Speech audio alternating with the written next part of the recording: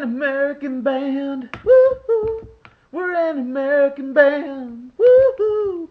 We're coming to your town. We'll help you party down. We're in Eduardo. What's happening, bro? Well, you don't like me singing American band stuff? No? Other nationality music or something? You want me to do like one of those little river dance things or something? No. Hey, well, it's been forever since this fight has actually happened, but I never got around to doing the Afterfight Afterthought. And there's some people that are like, hey man, I've been following you forever. Why didn't you talk about Carl Froch and Glen Johnson, man? What's your problem? You don't like it? Anyway, I'm a fan of Carl Froch and I'm a fan of Glen Johnson. So this is the Afterfight Afterthought. And with that, we go over the before, during, and after the fight of both fighters. I'll start with the winner, which is the Afterfight, and then I'll proceed to the loser, which is the Afterthought. Okay, enough of the announcer Michael Buffer voice. So, going into this, you got Carl Froch coming in, and this is a must-win to stay in. You know, he was one of the original 6, and, you know, anything less than making it to the finals to go against Andre Ward would be a letdown for him. I mean, the Kessler fight was a great one that could have won either way. And, you know, the Durrell fight, he won. He pulled out. And, you know, coming into this one. And he'll fight anybody, so he's not ducking anybody. He can't overlook Johnson, though. You know, granted, the guy's 41 years old. Granted, he's this. Granted, he's that. But you can't overlook him. Because the way his style is. And will he be able to keep his composure against a fighter like Glen Johnson? A fighter that keeps coming forward, a fighter that keeps pressing the issue, a fighter that constantly keeps the pressure on you. You know, can his chin keep him in the D? You know, or keep him in the fight because of his flaw with his defense? You see what I'm saying? Because Glen Johnson, once he gets in on you, he hits you a lot. You know, he gets hit too flush. He has to look good and build on this momentum. Going over to Glen Johnson, his age. Is he going to be another B-Hop? Can he continue to keep this pace up? Because he is a very active fighter. This could be his last shot for a title. If he looks bad, it's done for him. They're going to write him off instantly and go, he's too old, he's past his prime. Nothing. If he loses, you know, but, you know, it's a decision, you know, he's still got a shot in there. He's still legitimate. If he looks good in the fight, everything's open for him. Still. Because it's a pretty packed division. Will his body fail him, obviously, and can he pull this off? Can he go in against the younger lion? You know, can he take that younger lion out? You know, does he have that ability? You know, the old lion against the younger lion. You know, is that going to happen? Well, anyway, the fight happens. And there's the feeling out process, the jabbing, they're missing combos. It's a kind of a slow start for, you know, Johnson as usual going through. But I still gave the round to Johnson in the feeling out process there. In round 2, again, it was slow with the jabs by Johnson, body shots by Johnson. He is aggressive. He is picking up the pace there. An occasional 1-2 by Froch. Most of it's hooks to the body and rights by Johnson coming in. 1-2s by Johnson. You know, Froch is on the ropes. You know, and I gave the second round to Johnson as well. Going into the third, very much of the same. Mixing it up. They start trading jabs, going back and forth, trading hooks. It's almost like stalking, you know, stalking Froch, you know, coming in there. And then, you know, you got a big 1-2 by Johnson. Froch actually stumbles. Looks like he's hurt a bit there. You know, looks stunned more than hurt, I should say. But he was buckled. And, you know, there's a 2-1-2 land by Froch, hook to the bodies. You know, Froch actually starts firing back every time Glen Johnson lands shots on him, which is a testament to Froch. I'm not taking anything away from him. But in that round, I thought Johnson won.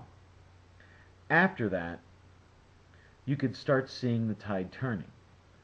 Froch started winning the battles on the inside, because Glen Johnson went from kind of boxing on the outside to trying to close that gap and fighting on the inside. And when that happened, every time Johnson would land 1, Froch would turn around and land 2.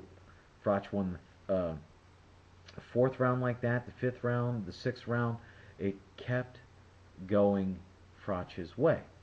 As whenever Johnson would land that right hand, which landed often, immediately afterward, Froch started firing the hooks and firing back with his own right hands and hooks and combos. So while Glen Johnson would land the nice clean right hand in, Froch would fire 4 or 5 shots and land maybe 1 or 2 of them in there. But because of his activity, because of the way he was throwing the punches and controlling and countering, the rounds were going toward Froch. And Froch won the next 5 rounds. He won the 4th, the 5th, the 6th, the 7th. Oh, the next 4 rounds. And then I had the 8th round as a draw. They were trading shots, body shots, rights by Froch landing, combos by Froch, but a big right hand lands by Johnson in that round. They're trading bodies back and forth. Body shots, that is, not like, hey, yeah, my body, I'll take your body. It wasn't like that, man. Come on. Froch started firing back every time he would get hit, and you really saw Froch's heart come out in that one. And as easily as Froch could have lost the round, because of him firing back and being more active in doing that, he kind of won the round back. He was winning, lost the round because of the big shot, won it back, and then I had that as a draw. Going into the 9th, Froch was taking over. The 9th, the 10th, the 11th, the 12th. They were all momentum building for Froch. Whenever you saw it happening, every time Glen Johnson landed that clean right hand, Froch immediately fired back and landed the combinations to counter whatever was done to him. And then he would do that one more. Okay, now I countered, make up for that hit, pop, pop, there you go, enjoy that, take it home with you. Here I got a little container for you so you can take some of these punches home with you so you can have some later, kind of deal. And in there. And as I was scoring the fight, when it was all said and done with that, I had it 117 to 112 for Froch. And I thought it was an excellent showing for Froch. His skill, or he still gets hit too flush. I do not like the fact that he eats right hands like that, but that chin is amazing. It's like a part of his arsenal. You got to get by the Froch chin to beat him, basically, kind of deal. He has a great chin, as I said before. He's active with it. He's freakishly tough. I mean, how are you going to beat this guy? You hit him with your best punch, and he still keeps coming forward. It's very frightening prospect to go in against a guy like that. Andre Ward is obviously next, and that should be an excellent fight. Coming into this fight, I was a little bit reserved on Froch's abilities. I mean, I've been following him for years, but this was probably the one fight where I was really kicked back and said, I'm impressed with Froch in the way he fights. So, I think it's going to be a much tougher fight for Ward than he did, but I'm not making that prediction right now. I'll make it later. Now, over at Glen Johnson, what can you say about him? He is still a great fighter. He is still there. He's solid. He's still viable. There's any fight that he wants out there. Abraham, Pavlik, Durrell, Kessler. He loses close fights due to his inactivity, though. He doesn't throw enough punches to win the rounds. He throws enough to hurt a guy. He throws enough to keep the fight close, but he doesn't do enough to win the close one. That's why he loses so many of them. But he's so viable, and he can beat you if you're not an A fighter.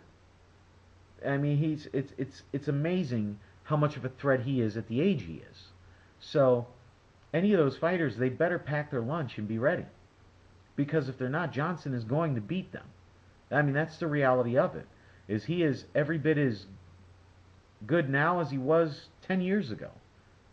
Could be better because he does the D and he constantly keeps them hands up, and the way he can time shots and just come in, pop up, and just, but there's too much inactivity between the pop, when he does that. I don't know, his voice scares me sometimes. But all that tied in, excellent fight. If you have seen the fight, watch it again. It's worth it. So, hey, I'm Bigragu. Please comment, rate, subscribe, be my friend. All right, I'm out.